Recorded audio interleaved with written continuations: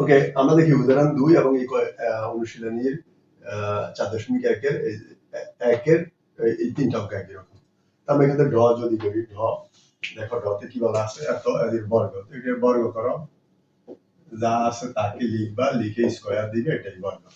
তো আমরা এর আগে জানি যে বর্গ করতে হলে এখানে কি লাগবে, a plus b whole square অথবা a minus b whole square. আমরা এখানে দেখি একটা সংখ্যা, এখানে কোনো প্লাস মাইনাস কিছুই নাই, আমরা এটাকে এইভাবে লিখতে পারি। দেখো, হ্যাঁ, 600 বিয়োগ 3। ওকে, 600 থেকে যদি তুমি 3 বিয়োগ করো তাহলে কত হবে? 597। তার মানে যে এটা আরেকটা এ পরেরটা বি মধ্যে করে প্লাস বা মাইনাস একটা পেলাম।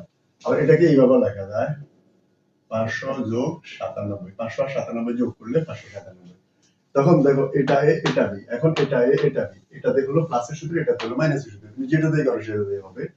এই যে এটা দিয়ে স্কয়ার দাও, এটা করলে হবে, এটা করলে হবে। তাহলে আমরা কোনটা করব? বেসিক্যালি আমরা করব যেটাতে দেখবে একটু ছোট, যেমন ধরো 600 500 একই রকম, এটা 3 এটা 97, তার মানে এটা থেকে এটা ছোট, তার মানে এটাকে আমরা বয়কট করব, বা এটাতে করলে একই রকম অ্যানসারই আসবে। ওকে, এইভাবে প্রত্যেকটা আমরা দুই ট্রাই করব।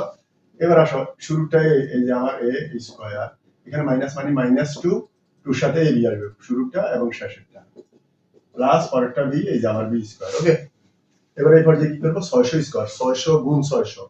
তো তুমি কি করবে? 6 কয়বার? দুইবার, দুইবার হলো 6 6 36, 0 2, দুইটা দুইবার হলে হয়ে যাবে 4টা। এখানে 6 দুগুণে 12, 3 6 8, সরি 6 দুগুণে 12, 12 এর সাথে তুমি 3 গুণ করো, 3 12 36 আর 0 দুইটা, 3 স্কয়ার 3 3 9।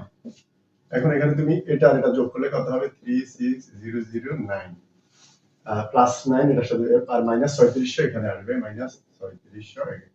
এটা থেকে এটা তুমি বিয়োগ করো, বিয়োগ করলে যে ফলটা পাবা সেটা হলো, ক্যালকুলেটর ইউজ করবা 3564009। ওকে, এটা ক্যালকুলেটর ইউজ করবা, এটা এখানে আসবে।